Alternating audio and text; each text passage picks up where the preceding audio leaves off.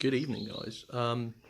So today is going to be like it's going to be the start of a project.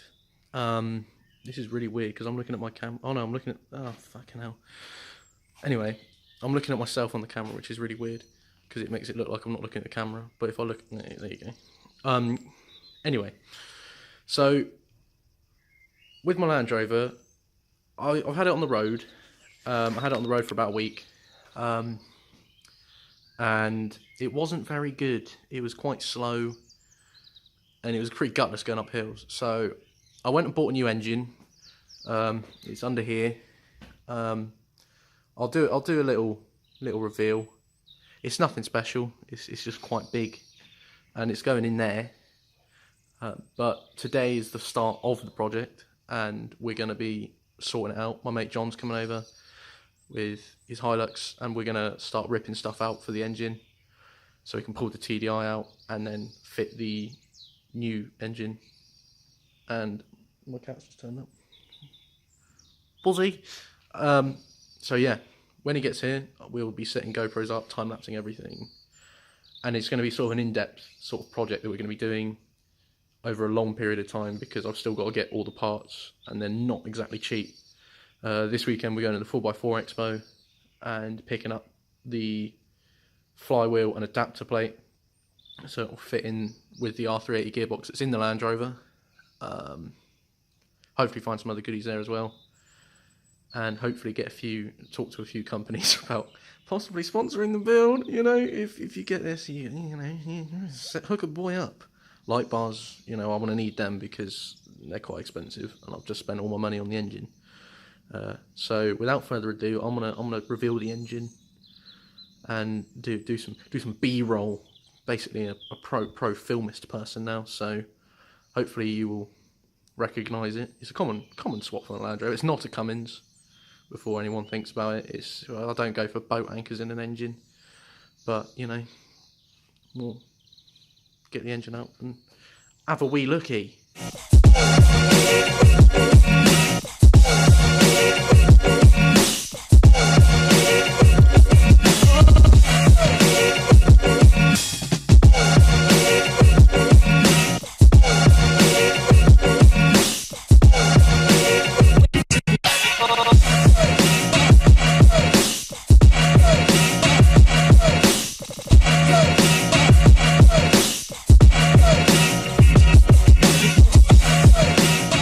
Right, so I'll put on a hat now because it showed off my massive hairline.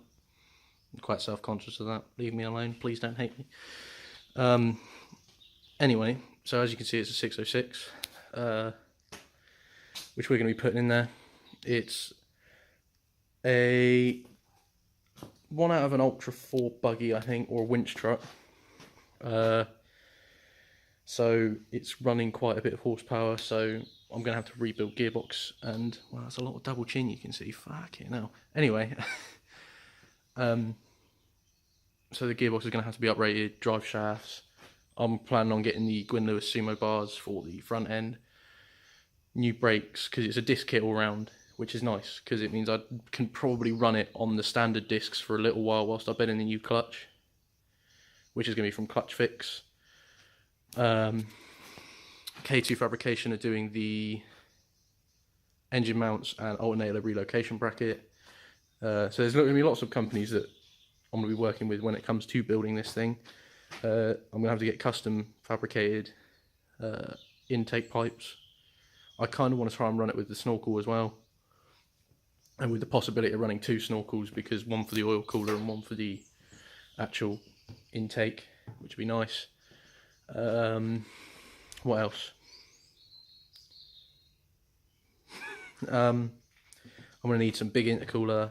There's possibly the charge cooler, which I might have bought when I originally got the truck engine, which was still in the buggy at the moment, so I'm just waiting on that. And the exhaust, that will be coming down, even though it might not be usable on the road. We can make it work for the test runs of when shake it down. What else have we got?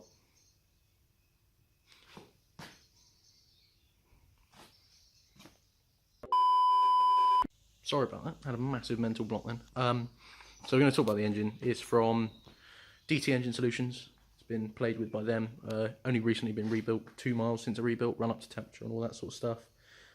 Whole set HX35 turbo, capable of 850 horsepower, but we're not going to be going that high, let's be honest. The engine is capable of doing 600 plus horsepower on stock internals, which is good, because we won't be going anywhere near that either. I'm hoping around the 300 horsepower mark will be about. But with all that, we will get it sorted. It's going to be a long project, as there's quite a lot of stuff to get rid of. I kind of want to like clean up the engine bay a bit, because there might be some rust on the bulkhead. We won't know about that because the bulkhead was quite rusty originally, but it's been fixed now. You can still see the primer from where I haven't painted it, but everything else, it's all good. And yeah, that's going to be living up to its name, definitely. I don't know if it's going to be in reverse or not, because it's showing that it's reversed for me, but who gives a fuck? It says financial mistake. It's accurate. It's very accurate. And there's just going to be security and all that sort of stuff, which I'm going to keep kind of private, because I don't want you guys knowing what's in my Land Rover to nick it. I'm not saying you would, but no thank you. Also, a few more like update things. You'd be probably plastic coat these so they're all gloss black along with the grille. I kind of want to get like a winch bumper, or maybe something else. Got my snow cow, which I made at work. That's got like 3mm and 2mm stainless on, so that's not going to rust anytime soon. Clean up these windscreen wipers. They're funny looking windscreen wipers. Wing mirrors, because they're pretty disgusting. And then it's when summer comes, it's going to come up for a respray, because I've got the paint. It's just getting round to doing it, because, you know, effort. And then, you know, interior is a large input. I was going to plan on doing some videos on this, but you know, it got away with me, and I couldn't be bothered at this whole point because the weather was shit and it was very cold. But as you can see, there's some silent coat in there, because I'm planning on making it sort of like a camper wagon and tow vehicle for when we and my mates do like track days. As you would have seen Cretins with Cars in episode 1, we have a few cars that would be good track day wise and all that sort of stuff. But I've got a feeling somebody's going to crash, and somebody's going to need to tow back. And you can't really tow with a 300ZX, 350Z, Focus ST, but you can tow with a Hilux and a Land Rover. Considerably more with a Land Rover with a big engine. Anyway, so I'm going to wait for John to turn up. I think he's nearly going to be here. We'll set up, we'll do a little introduction, and, you know, get everything set up. Probably going to have a cup of tea, because, you know, haven't started work yet. You got to have a cup of tea first. But yeah, so we'll wait for John to turn up, get that sorted, and we'll see you in a minute.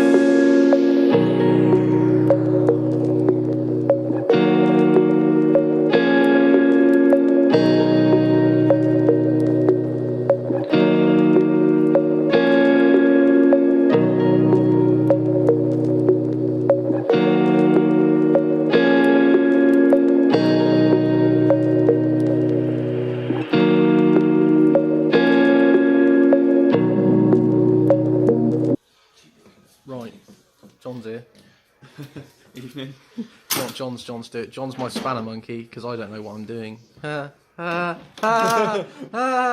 Kill me. So we've pulled the rad out.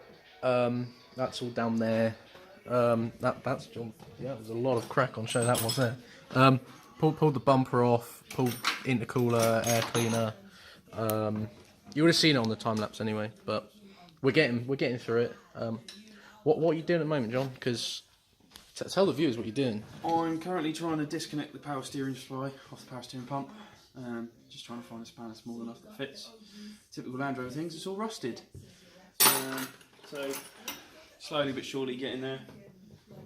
It's work in progress. Nothing like Japanese engineering for you, is it, John? Oh, no. You and your Hilux. Hilux fanboy over it. What did you used to own? Oh, I did own a TD5. I had a 110 TD5. It was great. I spent all my time building it and all my time fixing it. And then I went Japanese and now it works. All the time. Oh dear. But yeah, so John's coming with us to the 4x4 Expo on Sunday. Hopefully he's going to spend all his money as well, so I don't feel left out. But you know, it's all part of the fun of building a 606 with a Land Rover. Should be pretty simple. It'll be fine. I don't know what I'm worried about, considering I'm probably not going to do a lot of the work because you got me. I've got John and I feed him and give him alcohol, so it's worthwhile for him. I think. I don't know. Is it? Well, I don't shy away from getting my hands dirty, so you know, it means I don't have to. My mum doesn't feed me. I don't have to feed myself. Makes my life easier, doesn't it? Sold. But yeah, so we'll put the time lapse back on because I can't talk on a camera very well, especially when there's people around, and there's radio on the background as well, so copyright music and all that shit.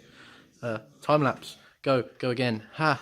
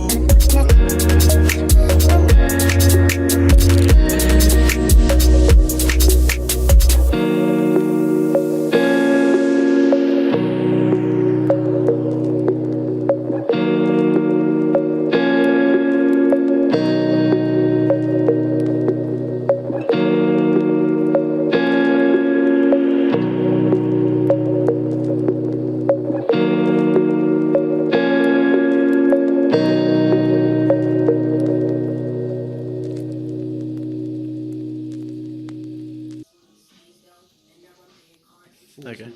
We're back on the video thing. Yeah, we are. So John's pulled the majority of the engine stuff out now, whilst I ordered food, because you know the GoPro ran out of battery, but we had a fair bit of time lapse content, so I think it'll be all right. So I think there's just a few more lines to come off, a few wires. Yeah, I mean, main thing you got two heat matrix lines. Coolant and everything's bled, it's all out, and then we've just got down here, we've got the main positive feed off the battery to the side of the starter motor, so, you know, it's been a pretty productive month. Then we're just straight down to the bolts and the bell housing. And then, that, pretty happy days. She can pop out, sell that on, and we're set. Yeah. It's coming together. Yeah, so that is part 1 of the OM606 swap into my Land Rover. Hopefully, once that engine's out, it'll be quite a straightforward set of stuff to go in, because of a lot of the parts is just gonna fit, which is nice when you do an engine conversion, because there's no welding really to be involved. There's a little bit like an inch weld on the brackets that are made by K2. But other than that, it should be a lot of just simple clip together. Fuel lines are all the same. Throttle cable's been adapted already from the truck it came out of. So it should be quite simple. Yeah, next big step's taking the gearbox out, isn't it? Yep, next gearbox out, and then yeah, I think we've got to just do all this Gearbox. preventative maintenance on the 606. Yeah, it's your adapter plate, isn't it? And then clutch. Assemble all of that outside of the vehicle and then just chuck it in. Should be a win-win. But yeah, thanks guys for watching the first episode of this shitter coming out and putting the new engine in, and hopefully you'll come back for the next one, and we're gonna have some sick build content coming up on the channel. Cheers John for helping me out. Yeah, because he knows what he's doing. I'm going to do some filming and some editing of the stuff at the 4x4 show, so check that out as well. Brilliant. George's channel. We'll be sorted. Cheers. Cheerio.